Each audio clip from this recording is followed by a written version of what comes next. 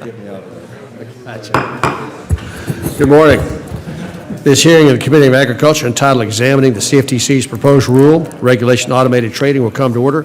I've asked Rick Crawford to open us with a quick prayer. Rick? Thank you, Mr. Chairman.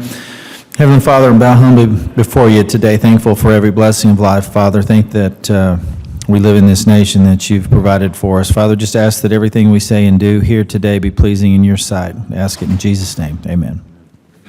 Thank you. Good morning and welcome again to the hearing on regulation of automated trading. Before we get started, I want to thank both Chairman and Ranking Member Scotts. I'm not sure how to properly phrase that, David, but you and Austin, and all the members of the CEC subcommittee for their work over the past few months examining Title VII and working through the ongoing challenges in our derivatives markets. Implementing Title VII has been a monumental task for our regulators. The staff and commissioners at the CFTC deserve credit for their work. Much has been improved over the past 2 years, but clearly there remains a significant amount of work to be done, especially in harmonizing rules across borders and fixing outstanding issues like the swap dealer de minimis problem. Over the past 3 decades, our financial markets have been quietly revolutionized by computers, sometimes called the electronification of markets. Computer networks have slowly replaced the traditional trading pits. Electronic markets allow computers to seamlessly input orders, giving rise to trading directed and conducted entirely by computer algorithms. Electronic markets and algorithms offer easier access, reduce transaction costs, and support sophisticated tools that even the smallest market participants can use. Today, algorithmic trading is essential to our futures markets. However, the transition to computers has not been without its challenges. Computer algorithms sometimes interact in unintended ways, and markets have suffered disruptions that remain difficult to explain. In response to this challenging market structure, CFTC staff began work several years ago to address the rise of automated trading across its markets. Since 2012, CFTC staff has held roundtables, participated in advisory committee hearings, put forward a concept release, and no doubt held countless other smaller meetings. Regulation automated trading represents the culmination of all this hard work. Reg AT is summarized as a comprehensive approach to reducing risk and increasing transparency in automated trading. While I'm certainly supportive of reducing risk and increasing transparency, the approach proposed by the Commission falls short of these goals. Reg AT's vague boundaries and prescriptive requirements conspire to create a rulemaking that is overly complicated yet still incomplete. However, the rule does not have to be this complicated. The most confusing parts of Reg AT, the source code rules, the registration regime, reporting requirements, and the inflexible risk controls are unnecessary to achieve the Commission's stated goals. Market participants already have incentives to police bad algorithms, prevent disruptions, and plan for recovery. In many cases, there are already ongoing processes across the industry to impose and refine the risk controls. A more modest proposal by the Commission might start by leveraging these inherent incentives and requiring universal adoption of a flexible framework for best practices. While I believe the instincts and the intentions of the rule are good, its broad scope, its sweeping requirements lead me to conclude that it cannot be implemented in its current form. I'm heartened that Chairman Massad is open to finalizing the rule in phases, taking more time to get it right. I look forward to seeing the Commissioner's next proposal. I have additional thoughts in my written statement, but for now, let me close by thanking today's witnesses, each of whom have traveled from out of town to be here today. We appreciate your taking the time to prepare the testimony and your willingness to share your expertise with us, and I want to thank you. With that, I'll turn to the ranking member for his remarks. Colin? Thank you, Mr. Chairman, and thank the witnesses for being here. A little more than 6 years ago, broad-based stock indexes collapsed and then rebounded over a course of about a half an hour. The Dow dropped by 998 points in a few minutes, and this was the largest inter-day point decline in its history. Subsequent research by the CFTC and the SEC determined 3 factors combined to cause this flash crash: algorithmic trading activity, obscure order submission methods, and an automated trade execution program to sell 75,000 stock index futures. Since the flash crash, there have been between 15 and 30 similar disruptions every single year in markets ranging from treasuries to crude oil to agricultural futures. With regulation automated trading, the CFTC has proposed some rules to try to prevent future market disruptions caused or made worse by automated algorithmic trading. This rulemaking is still open, and I think the CFTC is continuing to work on this, hopefully to get it right. So I hope that this hearing adds to our understanding of this complex issue and assists the CFTC in its rulemaking. I look forward to today's testimony and yield back. Well, I thank the ranking member for his comments. The chair would request that other members submit their opening statements for the record so our witnesses may begin their testimony to ensure that there is ample time for questions.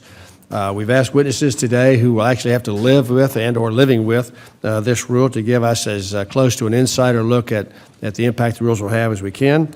We've got Mr. Greg Wood, Chair of FIA Market Access Committee, Washington, D.C.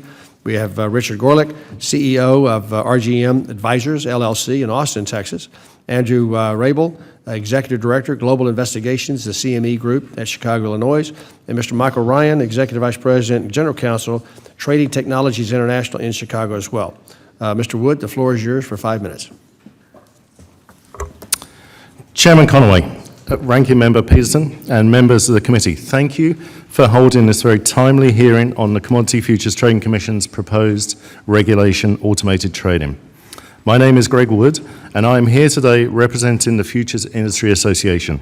I currently serve as the chair of the FIA Market Access Committee, the co-chair of the FIA Market Technology Division's Automated Trading Committee, and I previously served as president of the FIA Market Technology Division itself. FIA has been working with the industry since well before the 2010 flash crash to establish safeguards for electronic trading. We have published 5 documents that include best practices, recommendations for risk controls, as well as the development, testing, and monitoring of trading software. FIA employed 10 working groups devoted to analysing the feasibility of the CFTC's proposed Reg AT and provide recommendations for improving the regulation prior to finalisation. Our efforts have involved the market participants, the exchanges, the Futures Commission merchants, who act as facilitators for clients seeking to access the cleared derivatives markets, as well as other industry associations that represent various market constituents. Our efforts have been comprehensive and are outlined fully within my written testimony, which also includes points that will be discussed further by my fellow witnesses, such as concerns regarding the source code provisions of the proposed rule, as well as the complications that arise from the use of third-party provided software. For the sake of time today, I will focus my comments on FCMs and their views, particularly with regards to pre-trade risk controls. US futures markets have evolved into highly sophisticated electronic markets, and all market participants have a responsibility appropriate to their participation in the life of an order to help minimize the likelihood of a market disruption.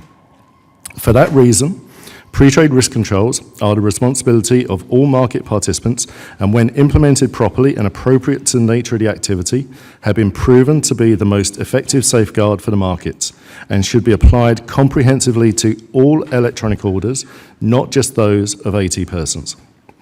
Rather than defining what constitutes an 80 person and using an artificially constructed trigger to require registration of those participants, we believe that the most important tool for achieving the goal of protecting market integrity is requiring the application of pre-trade risk controls to all electronic orders, regardless of the participant's registration status. Rules should not focus on any one specific type of market access, but rather should recognize the appropriate application of pre-trade risk controls to protect market integrity. Regulation should build on and leverage the very successful risk controls and safeguards currently in place, instead of proposing new and untested systems or procedures that would require significant investment by the industry. Requirements should not be one size fits all.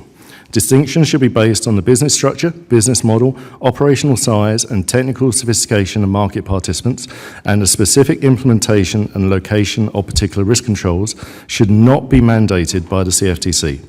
Instead, the types of controls required should be principles-based to provide for flexibility, as well as to permit innovation and technological advances that can improve future controls. While we believe the CFTC can accomplish its objectives in Reg AT without new registration requirements by applying risk controls to all electronic trading, as previously discussed, we understand that the CFTC is concerned that it may be unable to enforce rules regarding automated trading against non-registrants. Thus, in an effort to be responsive to the CFTC's concerns, FIA has joined with other trade associations to propose a requirement that all electronic trading must pass through the pre-trade controls of a CFTC registrant. These controls are typically in addition to the risk controls provided at the DCM level. The responsibility for implementing the appropriate pre-trade risk controls lies either with the FCM registrant, that is, facilitating electronic access to the DCM, or in the case of a market participant that is not trading through the risk controls of an FCM, with that participant who is also a registrant. In both cases, these pre-trade risk controls must be supplemented by DCM-provided risk controls configured by the clearing member that grants access to the DCM. Required controls must meet the core principles of being designed to reasonably mitigate the potential for sending orders for too large a size to the DCM, sending orders for a clearly erroneous price to the DCM, and sending too many messages to the DCM. We believe that the recommended approach I've outlined reflects a thoughtful effort designed to most effectively mitigate disruptions in the ever-evolving markets regulated by the CFTC. Again, I would like to thank you for holding this important hearing. Oversight of the CFTC is such an important function of this committee, and we commend you for the time devoted to these matters. I will be happy to answer any questions following my fellow panelists' testimony. Thank you, Richard. 5 minutes. Thank you, Chairman Conaway, Ranking Member Peterson, and members of the committee. Thank you for the opportunity to discuss the CFTC's proposed Reg AT. I will briefly summarize my written statement now, which I ask be included in the record.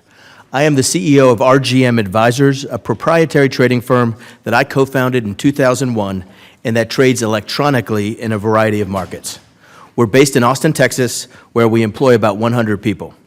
I serve on the CFTC's Technology Advisory Committee, and I'm involved in industry efforts to enhance trading risk management and public policy. I've advocated for a regulatory environment that promotes fair competition, encourages innovation, improves transparency, manages systemic risk, lowers costs for investors and end users, and gives regulators the tools that they need to detect and deter abuses. Mr. Chairman, I support the Commission's stated aims in Reg AT. However, I'm concerned that the proposal falls short of achieving them. The rule could amount to a lot of work by the industry and by the Commission, and at best accomplish only small gains in market integrity. We are fortunate that the industry has already put in place multiple layers of risk controls. New rules should be principles-based, and they should be flexible because technology changes quickly. And since pre-trade risk controls are the most effective safeguard for market integrity, all electronic orders should be subject to them regardless of the type of market participant or their registration status. Reg AT tries to accomplish too much in a single regulation. I support the recommendation of commenters to simplify the rulemaking by dividing it into separate parts, focusing first on pre-trade risk management. One part that should be considered separately is the Commission's proposal to create a new requirement for certain market participants to register with the Commission. Setting aside the curious decision to register these automated traders, many of whom never set foot on a trading floor as floor traders, this requirement is unnecessary to accomplish the Commission's risk management objectives. My written testimony discusses the principles that should guide any automated trading regulation and includes discussion of several other provisions in Reg AT. I would like to turn to my concern with the rule's treatment of source code.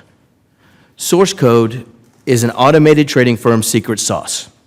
It comprises very specific and detailed computer instructions that embody the firm's unique trading strategies. Source code often includes valuable trade secrets developed at significant expense that directly impact business competitiveness. The requirement to turn over valuable intellectual property to the government on demand would be unprecedented and unreasonable. The proper treatment of IP is central to our private enterprise system. The secret formula for Coca-Cola is not available to the FDA simply upon request. The source code for Google's search algorithms is not available to the government without due process.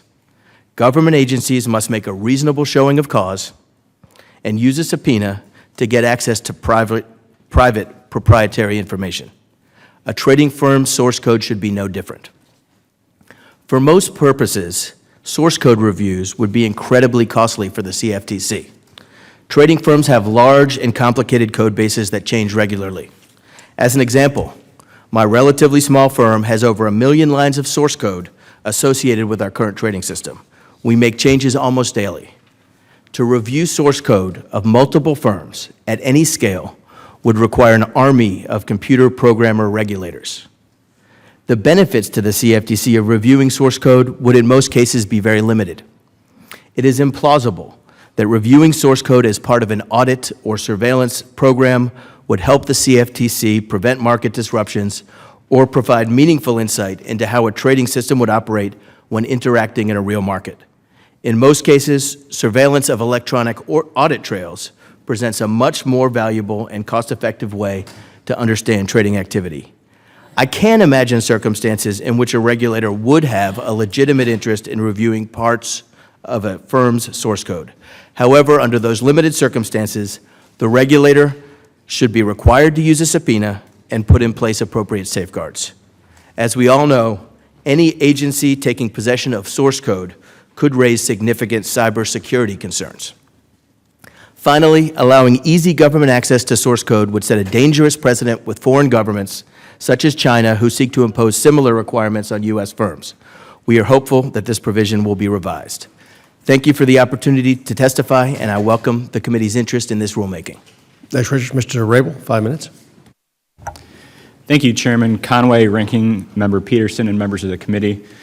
My name is Andrew Vrabel. I am the Global Head of Investigations at CME Group, where my teams are responsible in part for monitoring CME's markets for aberrant market activity, including activity that may be the result of automated trading strategies. I'm pleased to be here today to discuss the CFTC's proposed rule on automated trading, referred to as Reg AT. As many of you may be aware, automated trading strategies or algorithmic trading is a source of considerable liquidity in today's markets. These are strategies that are used by all types of participants, from commercial end users to market makers, for price discovery and efficient risk management. But like any automated process, there are inherent risks associated with automated trading. And it's because of this and CME Group's vested interest in preserving the integrity of our markets that we've pioneered innovative market controls and have devoted substantial resources to protect the market from potential aberrations and disruptions. On top of these measures, which have proven highly effective over time, Reg AT aims to mandate additional tools and controls, which we unfortunately think are broad, unworkable, and could be counterproductive. One particular area of Reg AT that we have concerns with is a requirement that the exchanges implement tools and controls that would prevent algo traders from committing a disruption in the marketplace. Unfortunately, this is an unachievable standard. The most robust tools imaginable cannot prevent all algo trading disruptions or all disruptions in the markets, for that matter. Instead, we've proffered to the CFTC, and we believe that the exchanges, if required to do anything, should be to create tools and controls that would mitigate rather than prevent the potential for an algo trading disruption in the markets. Relatedly, Reg AT would also require the exchanges to implement tools that would prevent traders from committing compliance violations, most of which is already prohibited by the Commodity Exchange Act, carrying criminal penalties, and is also prohibited by CFTC's regs and exchange rules. The exchanges have never been asked to mandate or create a control that would guarantee universal compliance. In my experience, people intent on violating the law will find a way to do so whether there's a control in place or not. It's for this reason we've asked the CFTC to abandon this portion of Reg AT in its entirety. Reg AT also proposes that the exchanges review extensive compliance reports to identify and remediate deficiencies with risk controls, development, and testing standards. The weakness with this particular approach is that the information contained in those compliance reports is backward-looking. It will therefore be stale the moment the exchanges have an opportunity to review it. Beyond that, even if the exchanges are asked to review these extensive compliance reports, in order to do a substantive review of this type of information, it will require highly specialized skills and knowledge that in our experience is only possessed by the traders and firms that created the algorithms themselves. The exchanges are not suited, nor should they be, to perform this type of review on a regular basis. Instead, we believe that the clearing member firms that grant that particular participant access to the market is in a strong position to receive from that trader or trading firm a certification or a verification that they are in compliance with the requirements of Reg AT. Then, if necessary, the exchanges can ascertain the veracity of those certifications and verifications. One notable void in Reg AT with respect to market risk controls is that Reg AT would mandate them for only a certain subset of algorithmic traders, the so-called AT persons. The reason for this void, we believe, is that the CFTC is primarily intent on capturing a set number of new registrants. We believe that registration is a secondary concern that, if at all, should be addressed in a separate rulemaking. Instead, we think that the goal of Reg AT should be on the creation of flexible, not mandated, market-wide risk controls that apply to every algo trading order that's submitted to the exchange. We therefore submitted to the exchange a proposal or an idea of a two-tiered system of market risk controls. One tier of risk controls could be administered by the algo trader themselves or the clearing firm that provides them access to the marketplace, and another level of risk controls would be administered by the exchange on a market-wide basis. These two levels of controls will provide the marketplace adequate, necessary, and maximum protections from the potential of an algo trading disruption. Last, you've heard from others, and you will hear more on source code. I'll keep our comment here specific and limited. The Commission has administrative subpoena authority under the Commodity Exchange Act, and this affords participants due process and a mechanism to preserve the confidentiality of that information. Given the sensitivity of source code, we see no reason why this approach shouldn't be adequate to the CFTC on a going forward basis. While the concerns we raise with Reg AT are significant, we're hopeful that the CFTC continues to work with the marketplace as they have to create a better and stronger rule. On behalf of CME Group, I truly appreciate the opportunity to be here, and I look forward to answering any questions that you may have. Thank you. Mr. Ryan, 5 minutes. Good morning, Chairman Conway, Ranking Member Peterson, and members of the committee. My name is Mike Ryan, and I'm Executive Vice President and General Counsel of Trading Technologies International. We're commonly known as TT in the industry. TT is an independent software vendor, or ISV, of approximately 400 employees. Our headquarters are in Chicago, and we have offices in most of the major financial centers around the world. TT licenses electronic trading systems that enable its customers to trade on the 45 major electronic exchanges and liquidity platforms globally. TT's products, which are housed at our customers' facilities or hosted by TT in co-location facilities, enable customers to trade using several automated tools, pointing and clicking on a market, or by inputting and utilizing their own proprietary algorithms to trade on electronic exchanges. As an ISV, I believe that TT provides a perspective on some of the issues related to the proposed Reg AT that is different than many of the other market participants represented here today. In that regard, I appreciate the opportunity to testify about some practical aspects of the regulation and how it might be implemented using technology in place today. I'll testify on the following 3 aspects of Reg AT: the definition of direct electronic access, or DEA, the need for and propriety of a source code repository, and the testing requirements related to electronic trading applications. These are also addressed in my written testimony, which I asked to be included in the record. TT believes that the definition of DEA and Reg AT should be clarified to indicate that there is no direct electronic access where the orders are routed to an exchange through a clearinghouse member's trading system, where pre-trade and other risk controls can be controlled by such member, even where a trading firm or a third party maintains the physical location of the systems. Without clarifying the language, the definition of DEA will likely cause many single traders, small trading groups, and even larger commercial companies like energy firms and agricultural co-ops and merchants who hedge on futures exchanges, all of whom trade through DCO members and are often substantial liquidity providers, to have to register as floor traders. This will add layers of administrative complexity to their businesses without advancing risk oversight, because a DCO member's oversight is already fully integrated into the available trading systems. Proposed Reg AT also requires AT persons to maintain a source code repository. Source code in a repository could be subject to the inspection by both the CFTC and the DOJ without subpoena or any formal opportunity by a source code owner to object to or endeavor to restrict the manner or access or use of the source code. TT believes these requirements in the CFTC and DOJ's inspection authority are unnecessarily and extraordinarily broad, not likely to provide helpful information, likely amount to an unconstitutional taking of individuals' property, and are generally unnecessary to achieve the goal of the proposed regulations. Source code of any trading firm or technology firm goes to the essence of the value of such companies. It is highly proprietary trade secret information that could expose the fundamental aspects of a business that provide economic advantage over competitors. Making such valuable intellectual property readily available to the Commission is unnecessary to fulfill the intent of the regulations.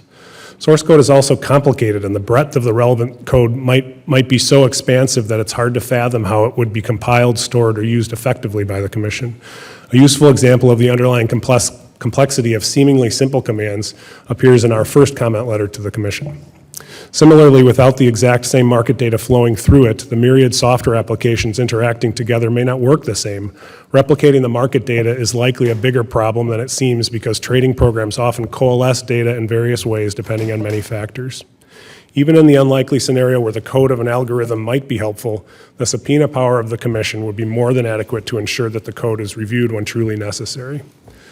The last issue that I want to address is the testing requirements set forth in Reg AT. TT believes that such testing should focus on the output of a regulated of an algorithmic trading system rather than the source code underlying such systems. As proposed, source code underlying an algorithmic trading system would be subject to substantial, highly prescriptive testing in advance of a system's rollout and continually thereafter. TT's customers test algorithms every day, but the proposed language of Reg AT seems to require a registered entity to test software code as opposed to the finished product that the entity developed or licensed.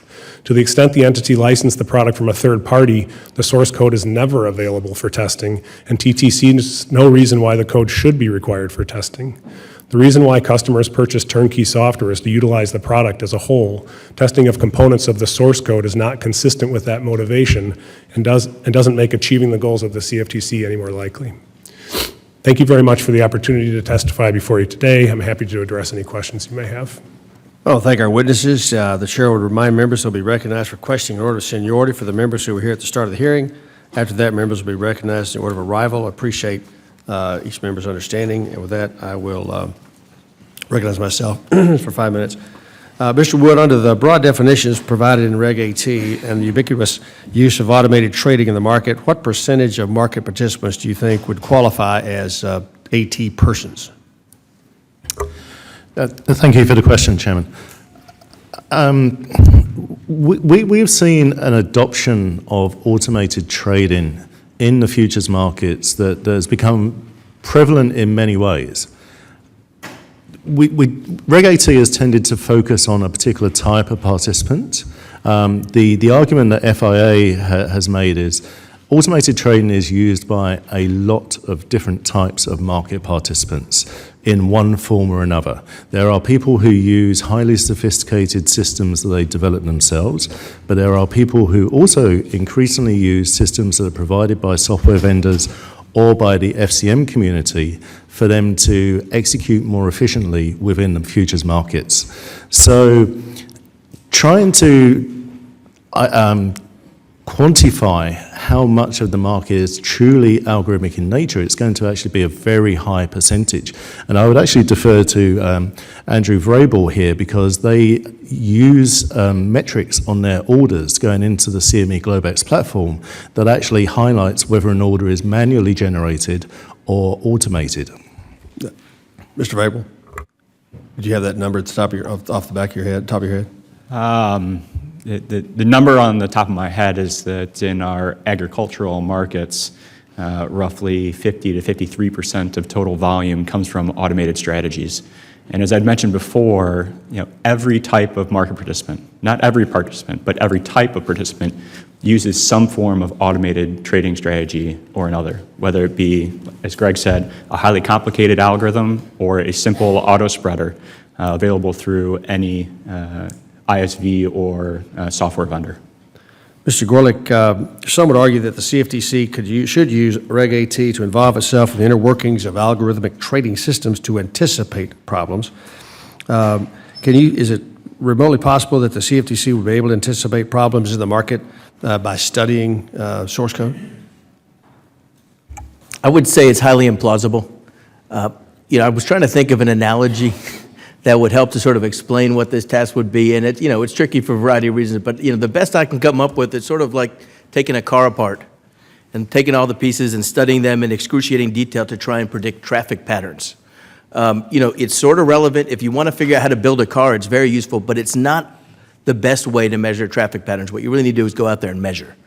And I think that's what we're trying to do by looking at source code with millions of lines, with lots of interactions that are very dependent on the specific market data that's coming in at a particular time, that's very dependent on the hardware that it's running, the network characteristics. It would be very difficult to determine future market events by studying source code. Let me ask you, several of you mentioned this two-tiered level of pre-trade risk controls. Are there barriers to those being implemented now on a voluntary basis? Mr. Vrabel, is that scheme already in place, the two-tier that you're talking about? Yes, the scheme is largely already in place. The exchanges have comprehensive market integrity controls that have been in place for years. And by and large, every market participant has some degree of risk controls. The real question under Reg AT is whether those risk controls are adequate given the scope and scale of that particular algo trader. But yes, in our experience, I have not encountered a firm that has zero risk controls in place.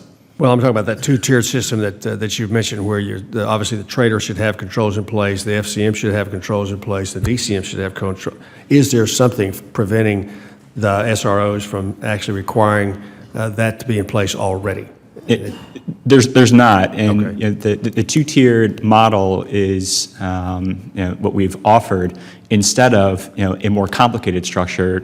For example, portions of Reg AT lead one to believe that there could be as many as 3 tiers. That the exchange has to have an appropriate level, that the clearing firm has to have a level of protections, and that the algorithmic trader has to have a level of protections. And redundant measures like that. We do not believe are. Have there been the ranking member mentioned 15 to 30 issues a year in which that happened. Are those numbers going up or down as a result of the array of controls that self-imposed has had? Is it getting better or worse? My understanding of that 15 to 30 or 15 to 20 number wasn't an analysis of the number of malfunctions that have caused a market disruption. Instead, it was based on a calculation of markets that had price swings of a certain degree over a period of time. One important thing to note is that the preamble to Reg AT notes significant market events resulting from algorithmic trading. And the only one in CFTC regulated markets is the May 6, 2010 flash crash that the CFTC addresses there. And since that point in time, there have been 12 billion trades on CME's markets. Now, obviously, we've had other small events, but the risk protections that are in place, we believe, are adequate and have been adequate to address those. Yeah. Thank you, Mr. Ranking Member. 5 minutes. Thank you, Mr. Chairman. Does the Division of Market Oversight have subpoena authority?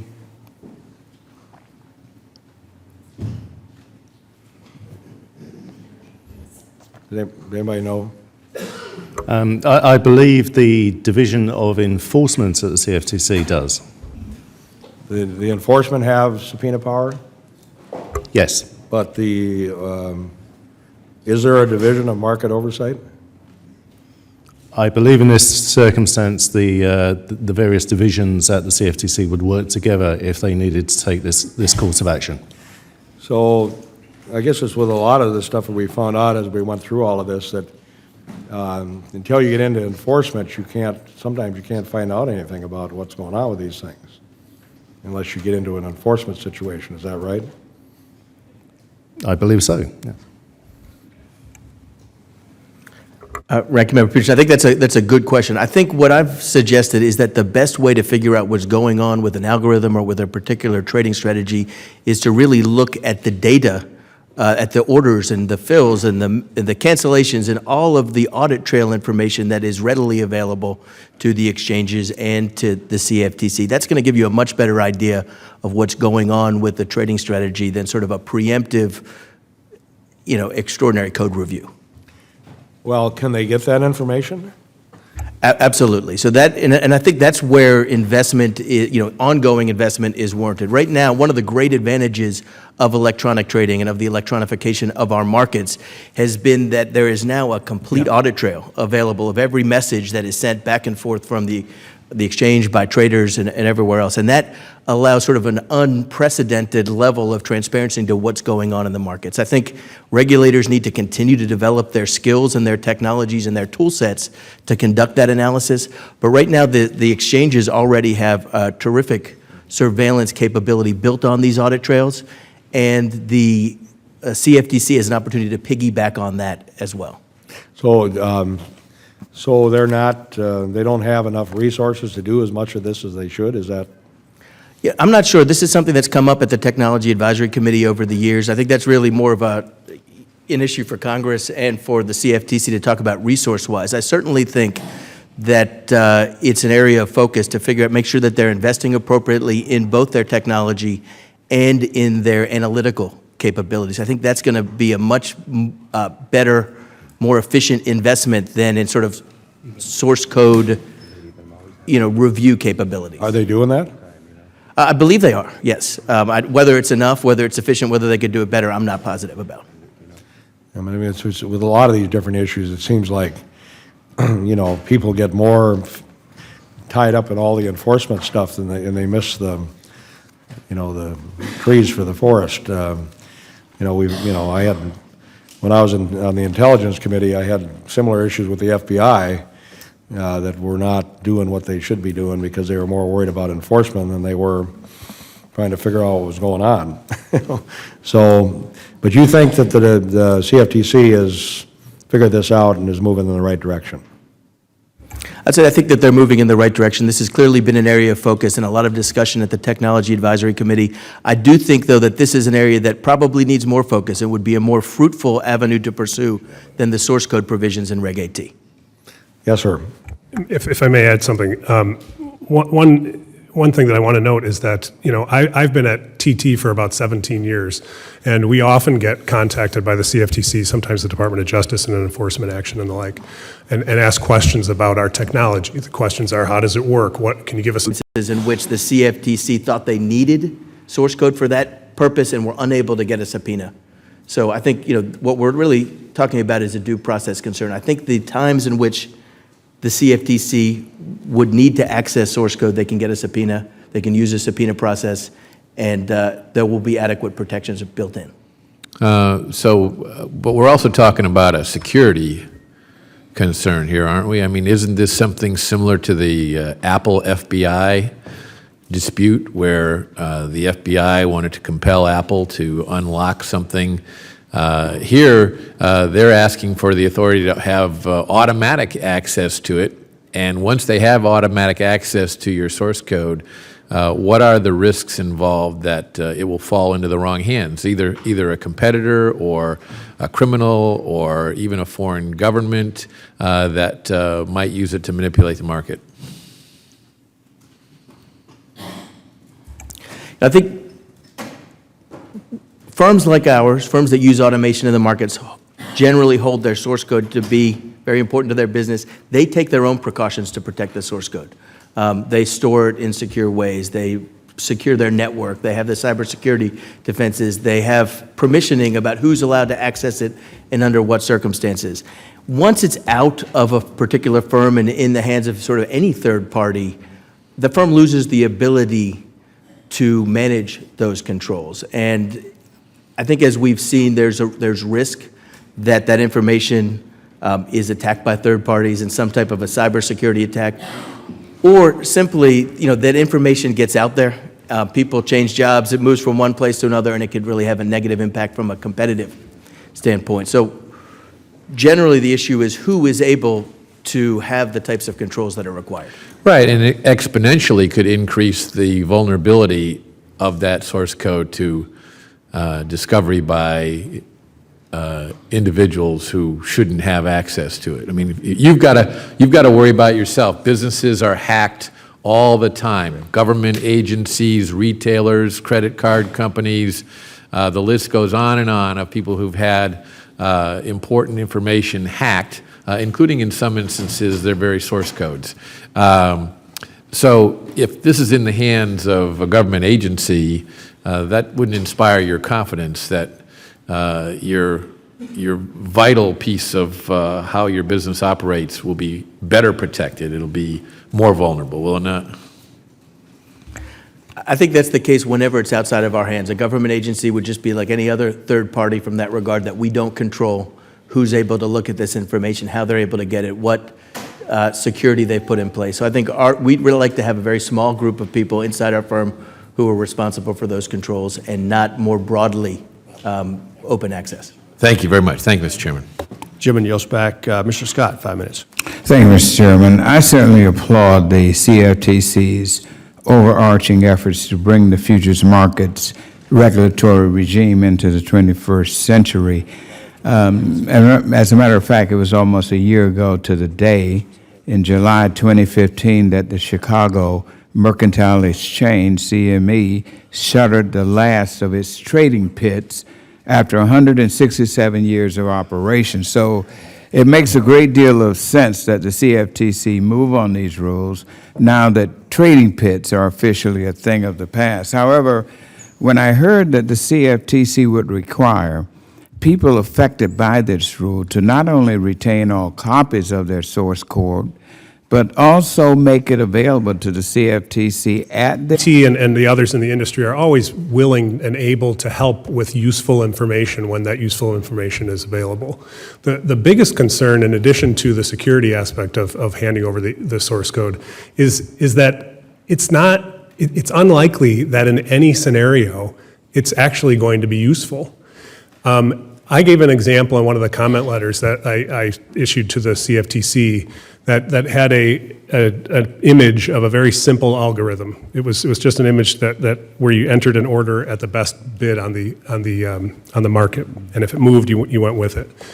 It's an image that's maybe about this big. Okay, the amount of code that goes into generating that image and then executing the order that image tries to put into place is incredibly expansive. I mean, we're talking like millions of lines of code ultimately to affect that simple of a process. Let me get rather specific here for a moment. And Mr. Varabel and Mr. Gorelick, I think you touched on some of this. But do you think that the CFTC should have a definition of automated trading that separates out automatic or automated execution from algorithmic strategies that drive trading decisions? My worry stems from the CFTC forcing automated traders to share their algorithmic strategies or secret recipes with the CFTC whenever the CFTC wants it. Now, couldn't a better solution to this problem be that if the CFTC separated out those two definitions, we could better protect these secret recipes?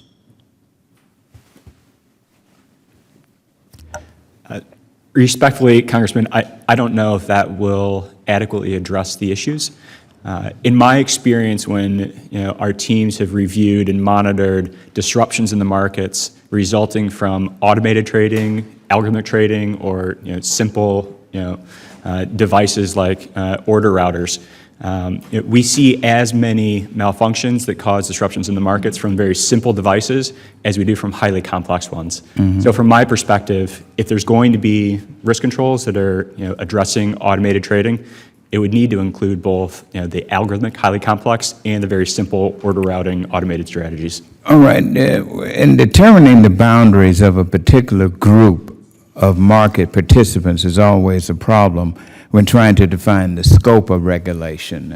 I serve on the Financial Services Committee, and we have that problem all the time. But oftentimes, we deal with this problem by regulating the activity that's being done as opposed to regulating the entity that does it. I wonder if we're encountering a similar type of problem here with the definition of the AT person. Is the scope of this regulation exhaustive? Are the lines we are drawing with this AT person definition too big? Is it too small? And could a better way be to regulate the activity that the AT person is doing as opposed to regulating the entity? Congressman, if I can take that one.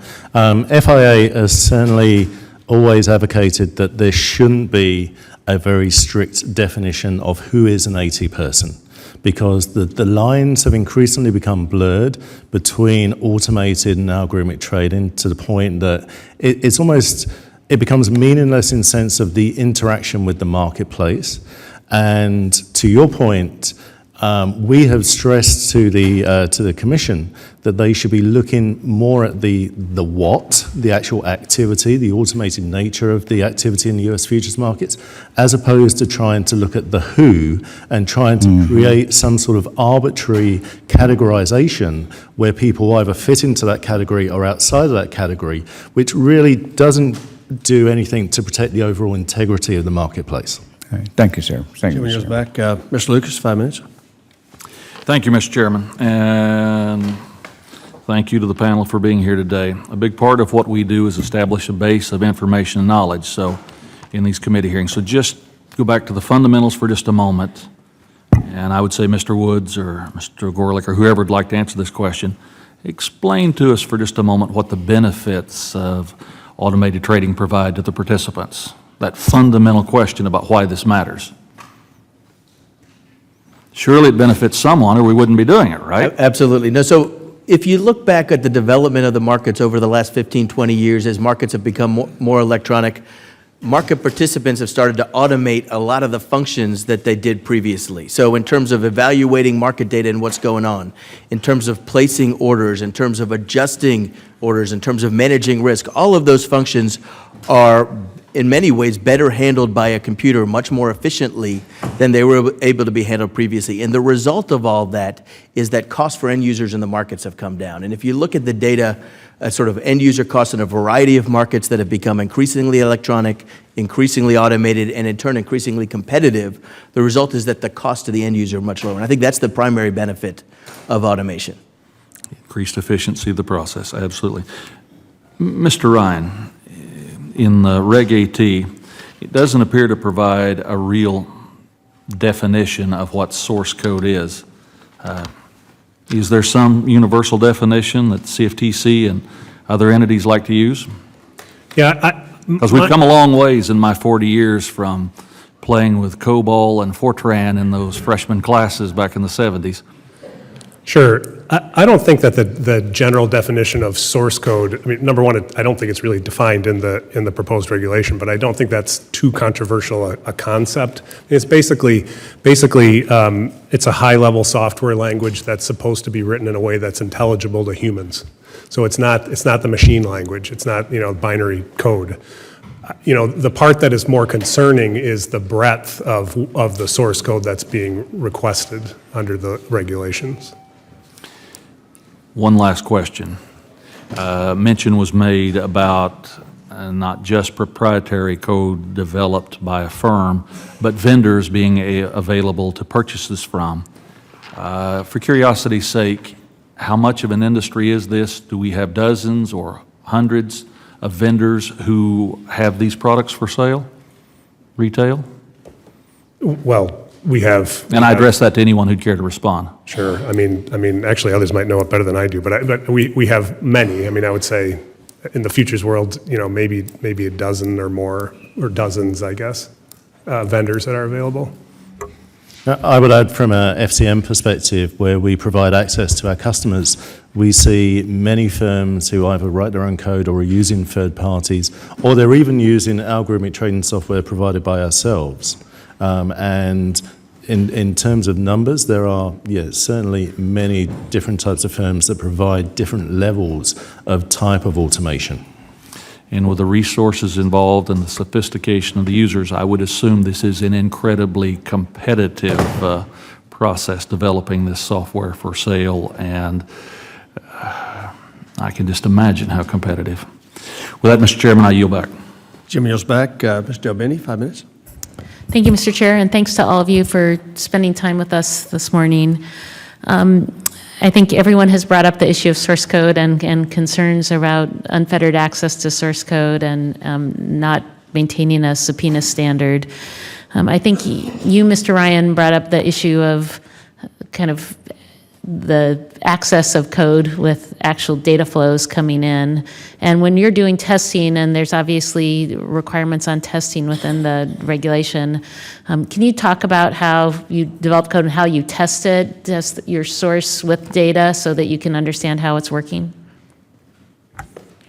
To a degree, I can talk about that. I'm the lawyer. I'm not the technologist. But yeah, throughout the development cycle, we test the data to look at things like, how it's working functionally, whether there are security issues involved with it, whether the code is written appropriately, how it works in relation to the market itself.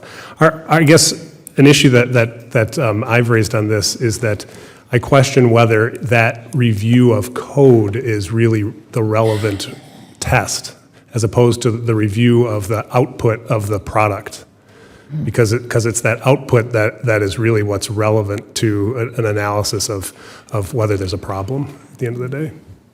Do others have feedback on how you test and how you combine those two together to, one, see if you're getting the results that you want in terms of creating the product that you thought you were creating?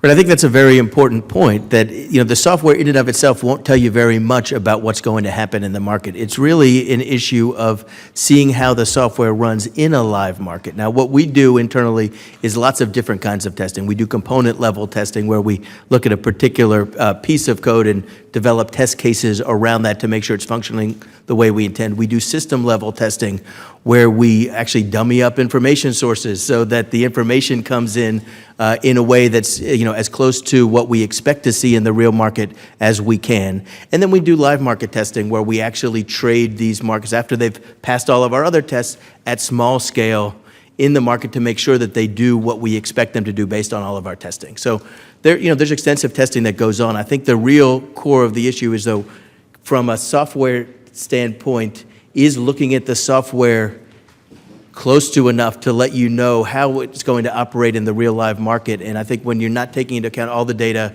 the timing issues, the hardware issues, the network issues, it's hard to get comfortable that there'll be a lot of insight gained from that. If I can just add to that, source code is the basis for when something is actually running in production. There are a lot of runtime parameters, i.e. real-time inputs, that come not just from the people who are using the software, but also from the market itself. And these are factors that obviously influence how the software then interacts with the market.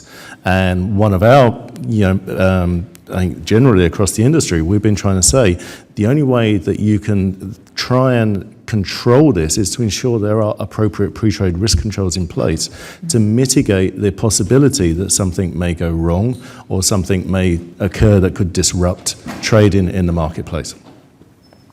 So I think all of you are saying if you aren't really studying the overall environment, just looking at code and looking at the lines of code, you're not necessarily going to have the insight you would have unless you saw the entire environment, which is the data flowing through the system and the output of the system, which I guess speaks to the point that you made, Mr. Garlick, earlier about the resources that would be required there. Secondarily, then there is the protection, the protection of source code and trade secrets and IP. And I think, is there, in the current subpoena, does anyone have any problems with the way things have worked to date in terms of having the subpoena standard that's been in place? One thing I would just say to that is it usually takes several steps before it gets to a subpoena level. Working for an FCM, we often get inquiries from both the SROs and from the CFTC for a 4G inquiry where they're asking for information. And of course, we will try our best to provide that information. We will talk to our customers if it involves their customers. If they are direct members of the SRO, obviously they would be directly approached. So we would go through all appropriate steps to provide as much information and background before we got to the subpoena process. Thank you so much. My time's expired. I yield back, Mr. Chair. Ladies back. Mr. King, 5 minutes. Thank you, Mr. Chairman. I thank the witnesses for your testimony. I'd turn first to Mr. Gorelick, and I pose a question this way. Of all the things we're talking about here with algorithmic trading, and could you paint for us, since you've been really good metaphorically so far, a worst-case scenario if we did nothing and let this thing just race, and where would it go? What would be the worst-case scenario?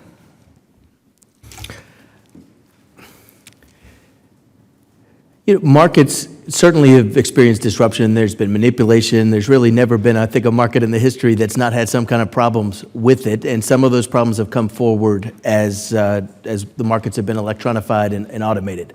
My sense is that there are a lot of safeguards that the industry has already put in place to really mitigate the risk of the worst-case scenarios that we're talking about, markets spinning out of control in some way, that there are multiple layers of risk controls, there are best practices that have been discussed widely, there are audit functions from the exchanges, there are lots of things that have gone on over the years to help sort of recreate and innovate multiple layers of risk controls to sort of help keep the market in line. And by and large, they work extremely well. I know, our job here today is to sort of think about those worst-case scenarios and think about the events in which things have gone wrong.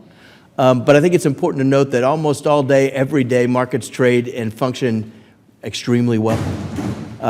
So my sense is that, generally speaking, the worst-case scenarios are largely mitigated, but we need to keep after it.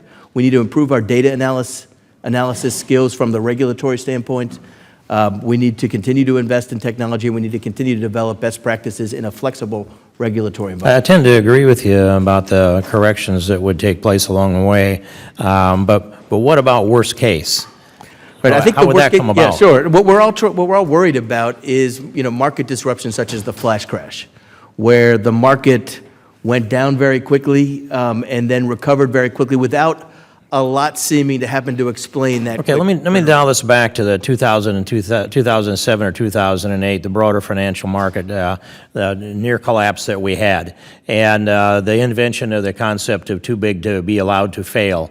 And if I recall, the insurance component of that was AIG, who went clear to the bottom.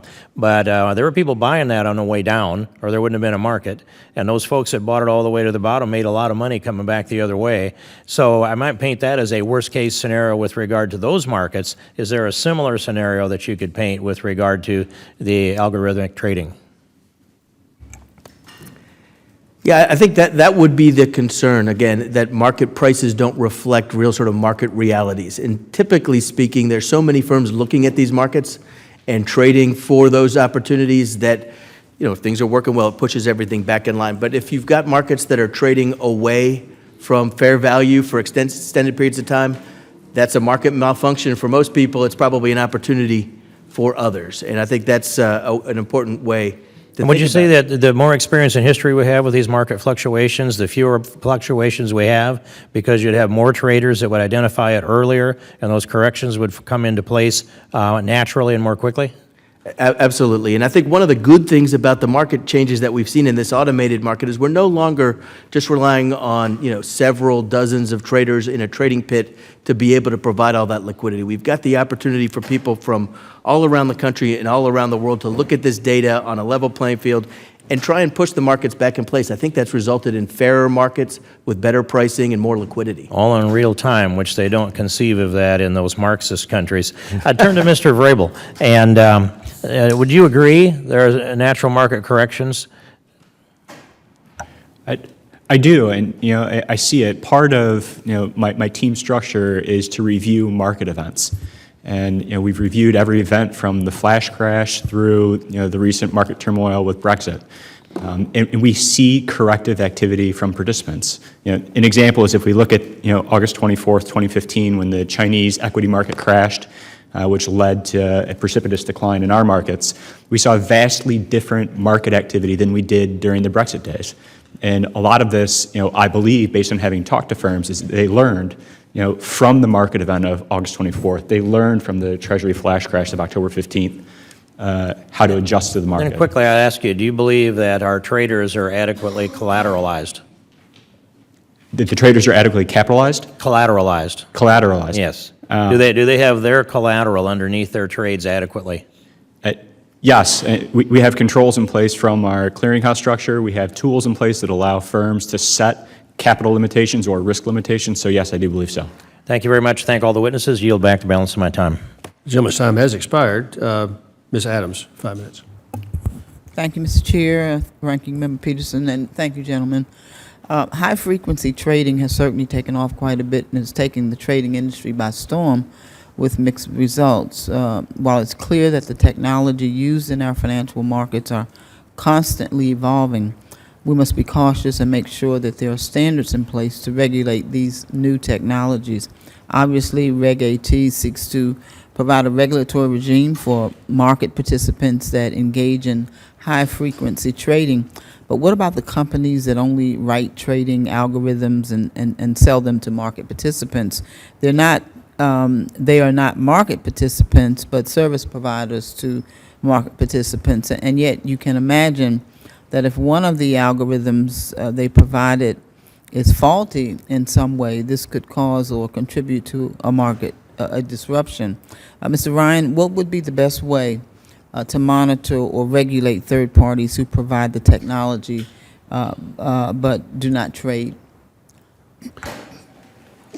Well, I thank you for the question, Congresswoman. It's an interesting one. TT, just so you know, TT is in generally not the type of entity that you're talking about. Although we offer some algorithmic trading tools, for the most part, we enable our customers to utilize their own algorithms onto our systems, or using our systems. Having said that, I believe that the answer to your question is that the algorithms that are provided by third parties can be tested by the traders and by the registered entities as products to see how they work in the market and to see how they whether the intended effect actually happens. So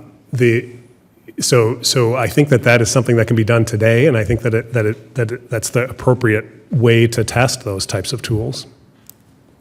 If I may just add to that, the FCMs have a responsibility in providing access to the US futures markets. And we talk to customers who are using different types of software, and obviously everyone has a responsibility to ensure what they're using to interact with the market is appropriate and has been tested. And obviously the software provider has a similar responsibility to ensure that their software has been adequately tested. However, when it comes to being used in the marketplace, it comes again back to these real-time parameters that are used around the software. And we at the FCM community will have many conversations with our clients about the types of software they use, the types of market access they want to use, and the types of risk controls that should be put in place appropriately. And to the previous question around collateralization of clients, the types of risk controls that we agree to put in place with our clients are based on a risk assessment of the client, and they will then act as a speed bump in situations where there may be overtrading. That overtrading may be deliberate, or it may be accidental through the way an algorithmic trading system or automated trading system is using. But again, it comes back to the fact that we have to have risk controls in place to minimize any possibility that something may go wrong. Thank you. Several comments submitted during the comment period for Reg AT suggest that a lot of the definitions included in the proposed regulation are overly broad, particularly with regard to the definitions of an AT person, algorithmic trading, and floor trader. So what do you believe, and anybody can answer this, is the best way to set those definitions, and what are some of the challenges in drawing those lines, and should it be based on speed or on the way a market participant enters orders? I think there's a lot of concerns with the definitions that have been expressed and kicked around. I think one of the opportunities that we have, if the goal is to improve market integrity and sort of relatively quickly, is to not worry about defining classes of participants with great detail, because everyone will, have different opinions on what the right definition is and who should be covered by what, but rather focus on making sure that there are risk controls on every order that goes into the market. So if we do that, we don't need to focus on some of these boundary questions and instead just worry about appropriate risk controls at every level of the process for all electronic orders. And if I can just add to that, one of the challenges with trying to create some sort of arbitrary boundary, as Richard says, is, and we've seen this in Europe as well, where people have tried to create definitions of high-frequency trading, which I was part of the CFTC Technology Advisory Committee along with Richard, where we were trying to come up with a definition of high-frequency trading, and we decided we would not come up with a definition because, firstly, it would be very broad, and it's a mechanism, not necessarily a style of trading, but also it creates a situation where you can almost arbitrage the situation by saying, if I don't meet the metrics that have been set as the boundary, therefore I do not have to comply with this categorization. Thank you. I'm out of time, Mr. Chair. Thank you. I yield Chair back. Lane's time expired. Mr. Crawford, 5 minutes. Thank you, Mr. Chairman. I thank the gentleman for being here today. Mr. Gorelick, in 1992, Congress required the registration of floor traders to prevent felons from participating in the commodities markets. Today, the CFTC is attempting to use that same floor trader registration requirement to regulate the activities of proprietary trading firms, most of whom would qualify as floor traders under Reg AT. Is there any harm in stretching the definition of floor trader to encompass those market participants? I'm thinking about it from there's any benefit in doing that. I'm sort of taking the flip side of that question, because I don't think it's necessary to create a new registration category in order to accomplish the Commission's risk management objectives. So I'd start off by sort of questioning the benefit that's sought to be achieved with that new categorization. I'd also say there are some obvious awkwardness around trying to shoehorn a group of market participants into an old definition. The old definition, for example, was geared towards individuals standing on a trading floor as opposed to a firm.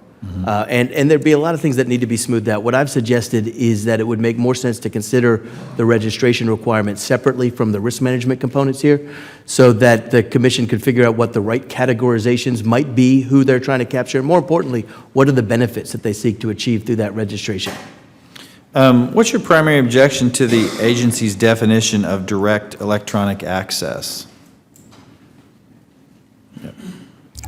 Yeah, I think I have not questioned the details of the definition as much as the need for that definition again. If we're putting risk controls on all electronic orders, the question of exactly the mode in which someone connects to the market becomes irrelevant and unimportant. We can just make sure then that we've got the appropriate levels and layers of risk controls regardless of the method of access. Mr. Ryan, I think same question to you. Yeah, I mean, I agree with what Mr. Gorelick just indicated. However, I'll also add that we've raised concerns because we definitely have individual end users who, for example, trade on their own account. And I've actually had a conversation with a guy a couple months ago about this. He told me about the way that he trades. He trades on his own account. He happens to share space with a bunch of other people who do the same thing. They share algorithms that they wrote in Excel. And they will use those algorithms throughout the day. They trade through an FCM whose infrastructure is hosted at one of TT's facilities. The way that DEA is currently defined, that individual would have to register as a floor trader, arguably, because he's accessing the market through a system that isn't physically hosted by the registrant, the registered agent, or the registered FCM. And so I think that is problematic. Okay. Mr. Gorelick, back to you. If an entity is required to be registered as a floor trader, what CFTC regulatory requirements would be imposed on them beyond those specified in Reg AT? Actually, I'm not sure about that. I'd be happy to look that up. I focus more on what are the requirements within Reg AT. I'm not familiar with the floor trader requirements in any great detail. Okay, Mr. Wood, you have anything that you could add? With regards to the the responsibility has been a floor trader, I apologise, not really. The one thing I would say on DEA, what we've questioned there, again, because it brings into scope a lot more participants than I think was originally intended in Reg AT. We've generally questioned its need because it becomes almost like an arbitrary trigger again in terms of creating a requirement around someone who has a particular type of market access, which then they don't have to do if they then use a different type of market access by going through pipes provided by a FCM. And we think that actually, it comes back to we should be looking more at what is the type of activity as opposed to the mode of access to the market. Okay. Mr. Ryan, did you have anything you want to add on that? Well, I guess just to add to what I was saying before, the significance of having that individual that I was talking about trade through an FCM is that the FCM controls his risk already, and that's the key. It seems to me, not necessarily where the physical trade is entered or how it's entered. Okay, Mr. Vrabel, in the last 13 seconds, any comments? No, I can agree with what was said. The key issue for us is where the risk controls are being administered. Either by the clearing member firm that has the ability to administer those controls, or if it's by the trading firm themselves that have created their own tools. And that's really where the line comes when looking at whether those controls are adequate and who's responsible for them. Thank you. Yield back. Jim, time's expired. Mr. Wallace, 5 minutes. No questions? Austin Scott, 5 minutes. Thank you, Mr. Chairman. Mr. Gorelick, Mr. Wood, when Chairman Massad appeared before the committee in February, I questioned him regarding the source code provisions in Reg AT. And his testimony was that the CFTC would only access source code using proper procedures. And why isn't a subpoena the proper procedure to get highly sensitive information like source code? But I think we would all argue that the subpoena is the appropriate legal procedure for accessing intellectual property. As I said previously, it's an extreme situation, though. There are other methods to find out more information if there is a particular inquiry without going to the subpoena level. So I was, reassured by Chairman Massad's comments in that regard that they would be open to looking at what the appropriate safeguards are, and I would suggest that subpoena process, as it's currently been in place, is probably the best place to start. Well, let me ask you this then, with the breaches and other things that we've had as the government, the pledge to look after your participant, your source codes. How much comfort does that give you that the government would be in possession of it and looking after it? Yeah, I think the assurances at the end of the day would need to go beyond just, merely we're going to take care of you, don't worry about it. I think that there's lots of different types of safeguards that can go in place around sensitive information, about who's able to look at the information, what form they're able to access the information, what are the various levels of access, printed copies versus connected to the internet, et cetera, that would need to be thought through and put in place to give comfort in that regard. Mr. Ryan, could you speak to the definition of source code and whether or not there is a universal definition, and in specifically to Reg AT, if they've been clear about what the definition of source code is? Sure. I mean, as I indicated before, I don't think that the general definition of source code is too controversial. Very generally, it's as I said, it's a high-level software language that's intended to be intelligible to humans. Is it all written in the same computer language? No. There are many different languages. In fact, TT uses in excess of 30 different languages. Is it easy to interpret? I would assume that it's not if you use that many different languages. Absolutely, no, it's not. It's not even easy to interpret when you're talking to different software engineers who are working with the same sort of language. One software engineer's source code might not be very obvious to another software engineer's source code. In fact, that's typical. So then, how would an agency maintain a staff that could actually use the information, derive anything that they may need out of the information? I appreciate your question, and I think that would be very difficult for them to do. And again, I think that the participants in the marketplace are willing and able to give as much useful information as we can, but there's definitely a question as to whether this sort of information is useful. Well, it's, I don't have any further questions, Mr. Chairman. Most of the ones that I had have already been asked, but thank you for having this hearing, and gentlemen, thank you for being here, and with that, I yield. Joe the Neal's remainder of my back. time. I also thank him for his chairmanship of the subcommittee that's got direct oversight of this. Mr. Thompson, 5 minutes. Thank you, Chairman. Thanks, members of the panel. Mr. Ryan, my first question is for you. Can you share some additional detail about how commercial market participants utilize the tools that your platform provides? Sure. We have many different trading tools that people can use to, specifically with respect to algorithmic trading, to input their algorithms. For example, we have a tool called ADL, or Algo Design Lab, which enables an individual to basically drag and drop icons onto a user interface to create a kind of a logic tree that ultimately creates an algorithmic trading strategy. We also have other tools that enable people to input algos or equations into the different cells on a user interface that, again, would enable them to use the algorithmic trading. It also integrates with things like Excel. Lots of our traders use Excel and integrate it into our software, Microsoft Excel.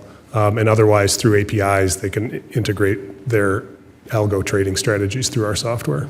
Sounds like many of your strategies and tools are kind of pretty consumer-friendly in terms of, I don't want to say algorithms for dummies, but maybe the kind of thing I could actually handle. I'm not sure. When you talk about Well, I mean, the icons. ADL is one that we're particularly proud of, and the idea of it is that it enables regular traders, so to say, to be able to input algorithms without having to hire a software engineer to do it for them. Yeah, market access.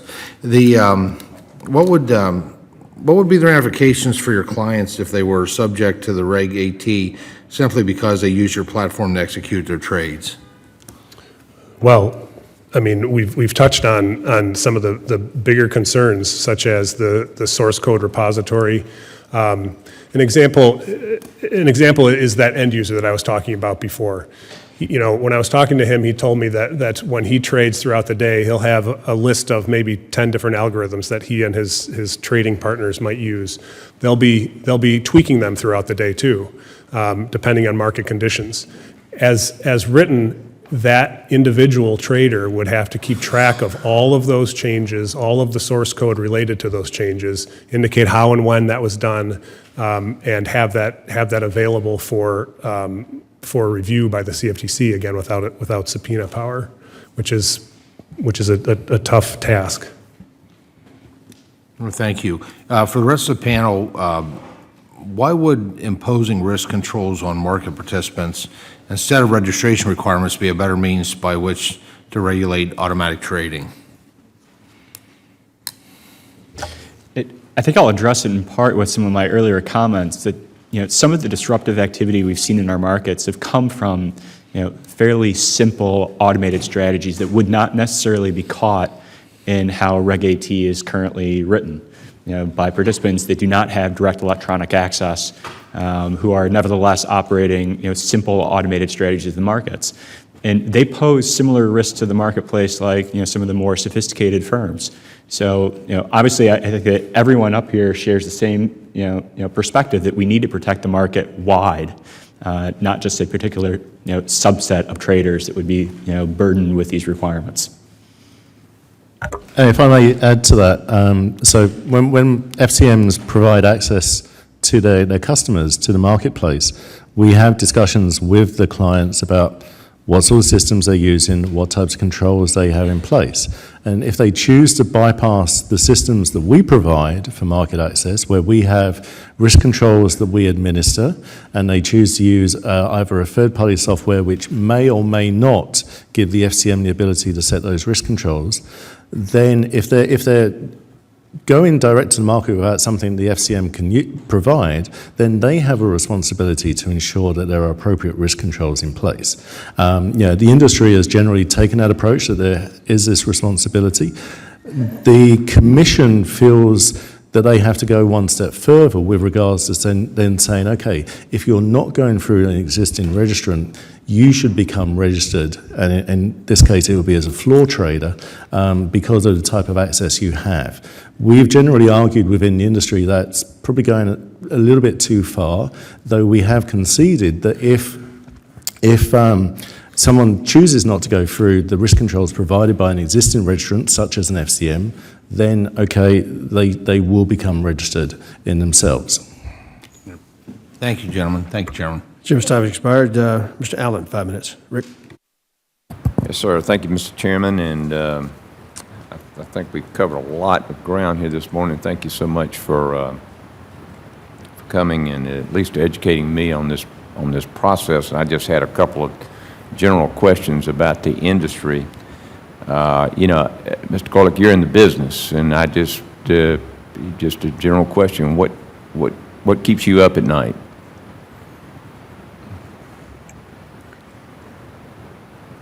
Well, there's a lot of, obviously, we're in business, so I think the competitive concerns are something that we spend a lot of time thinking about, making sure that we're keeping up with changes in the market and competitive changes and competitive dynamics, and that's where I spend a lot of my time thinking. In terms of sort of risks to the market, I really worry about new regulation coming in ways that distorts how things are working pretty well right now. Mm-hmm. Things can always get better, and we should always be working to improve. I don't want to defend the status quo. However, some of the rules that are being proposed here and in other contexts definitely run the risk of unintended consequences that could make it a lot harder to manage risk, and that could take a lot of time and energy away from sort of our core functions of risk management and keeping up with competitive developments in the market. And I'm on another committee, Education and Workforce. We've had a number of hearings on the fiduciary rule. Does that in any way affect your business, or are you familiar with that? I'm not. You're not? Okay. As far as your customer base, again, this is just to satisfy my curiosity, your customer base, are they pretty much, are they investors that know this industry, know this business, or are they folks that just kind of come and go in the market? And what incentives do people have to invest in these trades?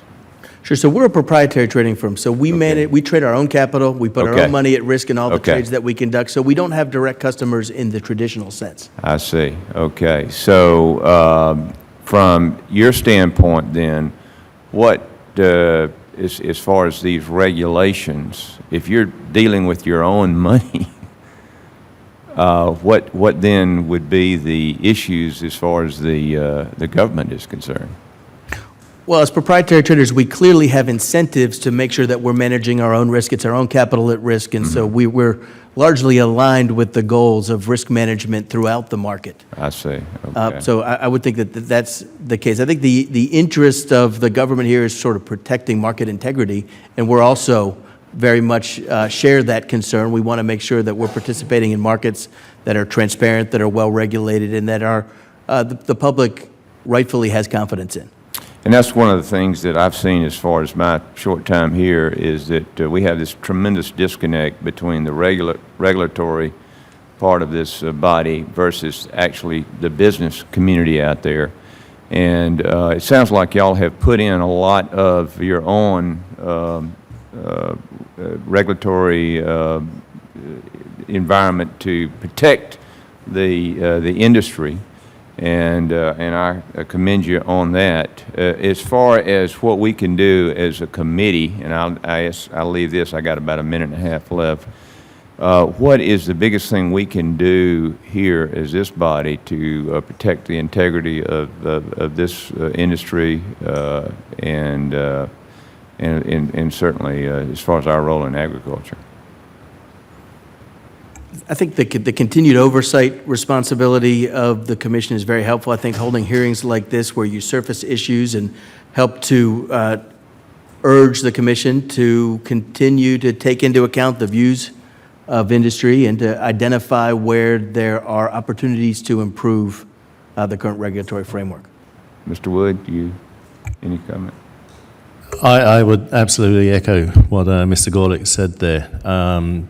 From the FCM perspective, obviously, we put a lot of investment into ensuring that we have the controls in place to obviously aid us in how we do our business in providing access to market participants who are our customers.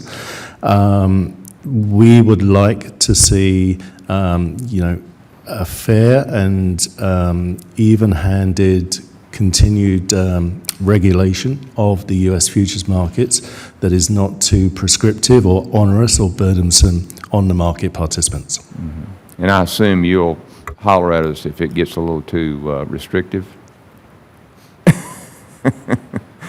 Good. Well, I'm out of time. I'll go back. Gentleman's time has expired. Dr. Benarchek, 5 minutes.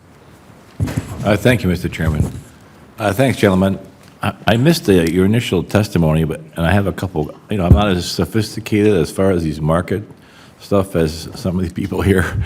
But what are some of the disruptions to the marketplace that I think it was Mr. Rabel described, like 20 or 30 incidents of market disruptions that have resulted from, I don't know, programmatic trading policies or something? Can you explain that to me a little bit more? What happened, and like pick a couple examples, and then did you fix it, or what happened there? Tell me about that. Sure, and just for clarity, the 15 to 30 or 15 to 20 disruptions in the market, based on my understanding of that study, it was not disruptions that were the result of algorithmic trading malfunctions, which is important to recognize. What we do, though, on a regular basis is monitor our markets for aberrations. And it could be as simple as we see a firm sending in a significant number of order messages over a given period of time, which may be indicative that their systems are malfunctioning. So this could have no impact on the marketplace at all, but we see conduct from that firm that seems like an aberration. And our ordinary course of practice is to reach out to that firm to try to identify the cause of that. And by and large, this causes the firm to say, yes, we realize the issue. We've implemented these new controls to prevent this from happening in the future. That's how we monitor the markets and mitigate the potential of an algo trading disruption. And that's really what's important, that in order to protect the market, you have to spend a lot of time working with the participants rather than imposing very prescriptive. Does this happen very fast, though? I mean, it seems to me that these kind of algorithmic trading, that stuff happens really fast. Is there an opportunity to get in there and question them how this is working? It is. So, CME Group has a number of controls that are in place. One of them is a messaging throttle control. And what it does is, it imposes a threshold where if a firm breaches that threshold over a given period of time, we start to reject new orders that firm is submitting. And if it gets egregious enough, we actually shut down their access to the exchange. So we have controls that can act much faster than, I can look at my computer screen and see what's happening. Right. So how often does that happen? I don't have numbers at hand. I would say that it's not infrequent that firms have activity that causes us to prevent those orders. I would also say it's not always a malfunction. Right. Sometimes it could be intended activity based on the market moving. Let me kind of go a different direction a little bit. Apparently, this rule 8D, if the participant violates their own an algorithmic trading policy, that's considered grounds for the CFTC to enforce, which seems kind of weird to me, that your own rules, if you if you violate them. So what's to prevent you from writing very lax rules and then not have to report to the CFTC? I'm just kind of curious about that. That's one of the concerns that we've raised with the CFTC, that it sort of provides a disincentive for people to have particularly restrictive internal policies and procedures, and that the incentive that would come from that would be to have the bare minimum that are required by law to make sure that you're not inadvertently bringing on additional liability to your firm. So that's one of the definitional issues that we've suggested need to be fixed. All right, thanks, Mr. Chairman. I'll yield back. Jimmy yields back. Mr. Lamothe, 5 minutes. Thank you again, Mr. Chairman. Please forgive me for having been in a different committee, if anything I asked might be a little redundant, having missed some of your previous testimony. But coming back to the requirement that firms make their source codes available without a subpoena at CFTC is very concerning to, I think, everybody here today. It would seem to be this change is really an important issue of privacy and protection of intellectual property. So do any of you on the panel have any additional thoughts about how this agency could modify the code repository requirements in order to maintain that intellectual property? Anything you want to sum up with here? So one of the things that I suggested in my written testimony is that there is an opportunity for a sort of principles-based retention policy for source code that, working with the industry, could be defined in a way that's consistent with current practices to ensure that when the CFTC needs access and gets a subpoena and follows proper due process, that they can be comfortable that the source code still exists within the firm in a reasonable way. With the subpoena? With the subpoena, absolutely. Isn't the pattern, which doesn't seem to be the policy coming forward? Correct. So that's a change that we're suggesting. An alternative that we're suggesting would be that a thoughtful, principles-based retention policy should address the concern that the source code just doesn't exist, but in order to access that, the CFTC would have to follow existing practices of using a subpoena and following the process and putting in place appropriate safeguards. Gentlemen, do you wish to address that? Mr. Vrabel? Okay, all right, thank you. The cost-benefit analysis, do you think there's really any benefits with the application as to the end users, the commercial end users? Are they going to see anything they can put their finger on as a benefit? Gentlemen, anybody? Don't want to touch that one? Yeah, I don't think it'll be very measurable. Not very measurable, okay. Okay. Coming back to there's a questionable interpretation of a long-time definition of floor trader that is my understanding here. So the provision takes into account, do you think it takes into account the costs of floor registration with this new definition and ongoing costs of compliance?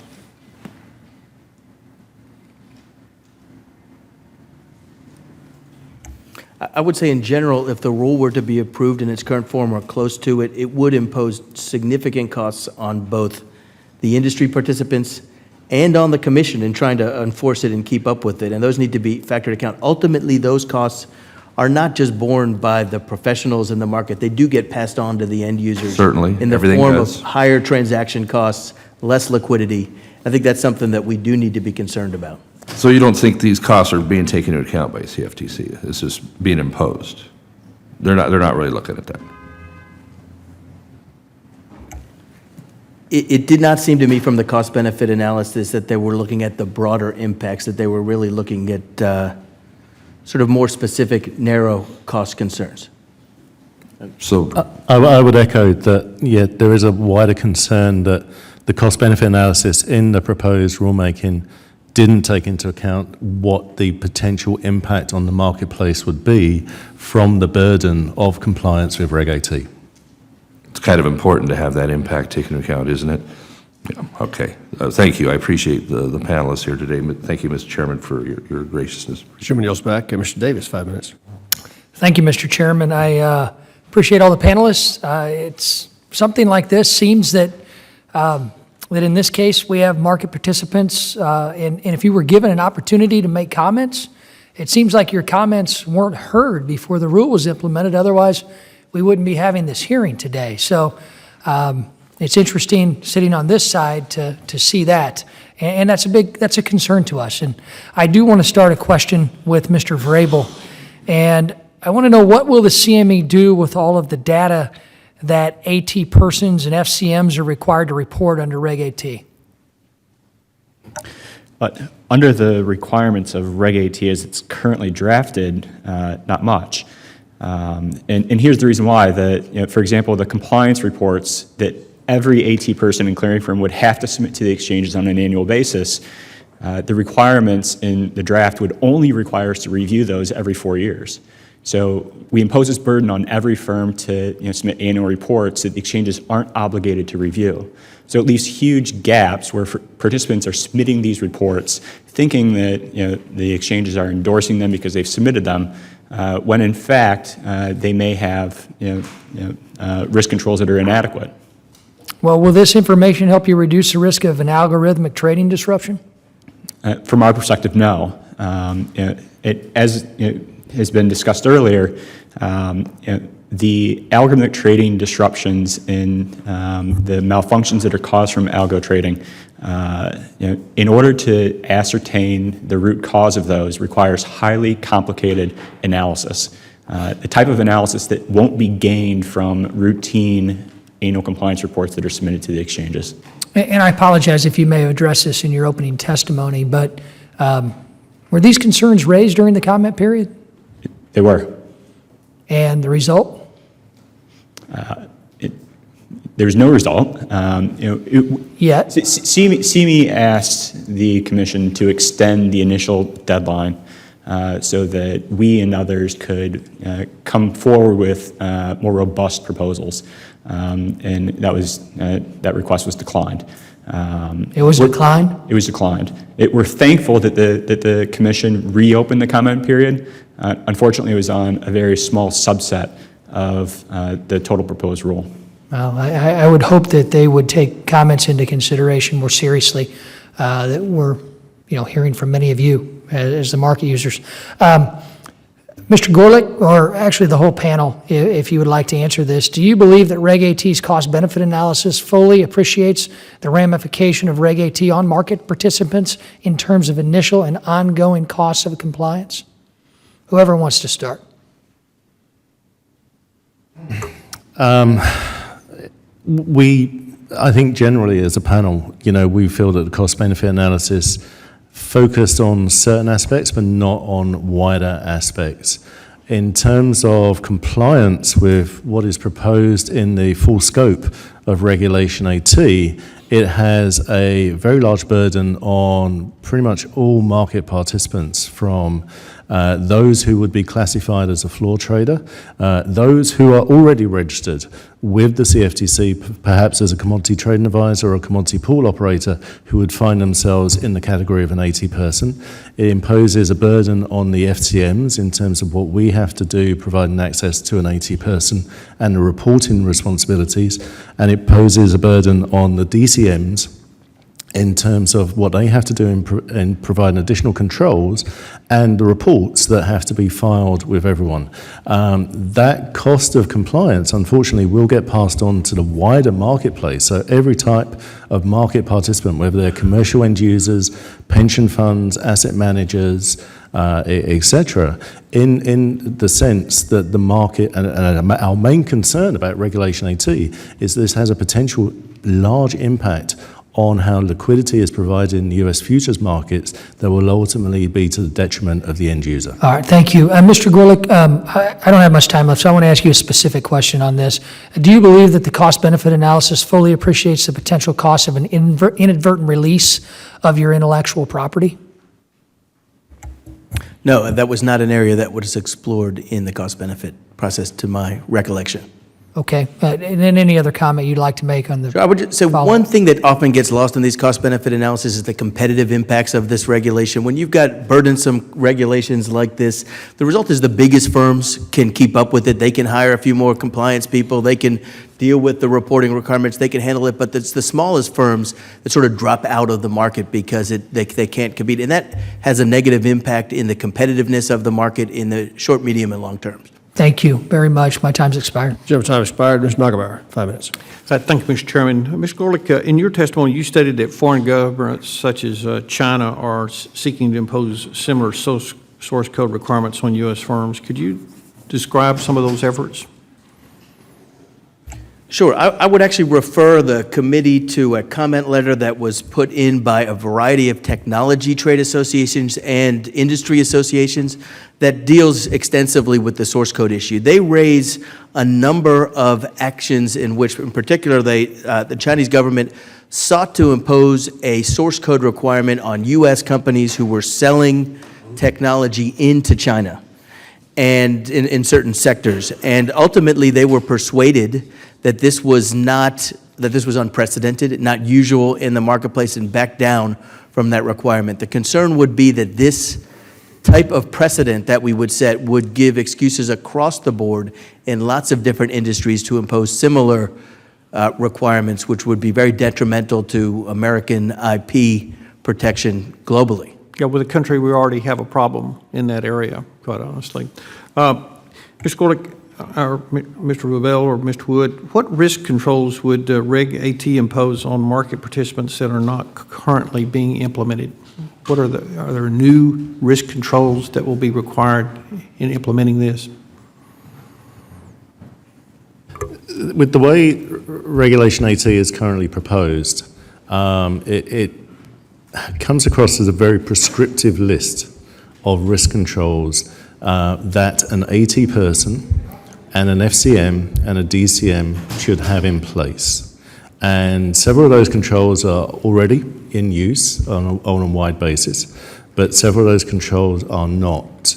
And as a more general concern, it is too prescriptive in how those controls should be applied in various places. And the view of the industry is generally the controls that are used should be appropriate to the type of activity and to the market participant in terms of how they manage their risk, how the FCM manages the risk of providing access to their customers, and how the DCM manages the risk to how it protects the marketplace, as opposed to being as prescriptive in the way Reg AT is currently proposed. One of the things, yesterday I chaired a committee hearing on fintech, and fintech is a big world. And one of the things that I think keeps coming up is that people are coming up with innovative ways to make money and new business models. Is that the regulatory community in many cases don't understand the technology, and in many cases maybe don't always understand the particular business model and being imposed there. And so my concern is, and I wanted to hear your thoughts, my concern is we see this innovation in the marketplace, and hopefully it makes markets more open, more efficient, and brings more liquidity to those markets. Do you sense that the regulatory community is kind of behind the curve in trying to play catch up and trying to then fold some of this new technology and these methods into old regulatory framework?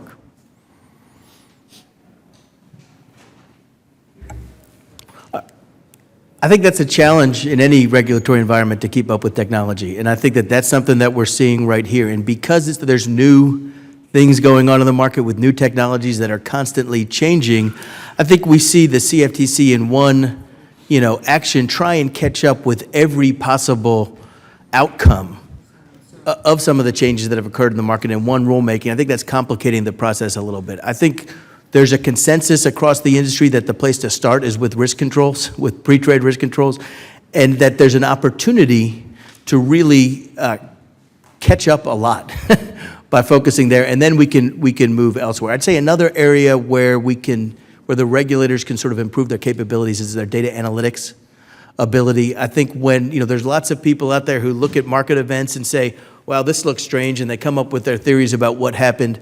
The regulators are the expert agency who's well-placed to actually look at what occurred and tell the public that this is what happened and be reassuring where there's a need to be reassuring, and actually go and start enforcement or other compliance actions where there's a need to do that. So I think data analytics is another area that would help the Commission catch up very quickly.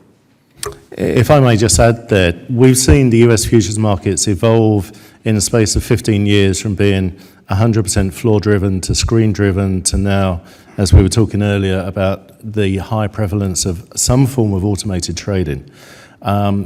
We believe that regulation should be principle-based to allow for continued evolution, especially in markets that are very technology-driven and obviously where innovation is constantly occurring.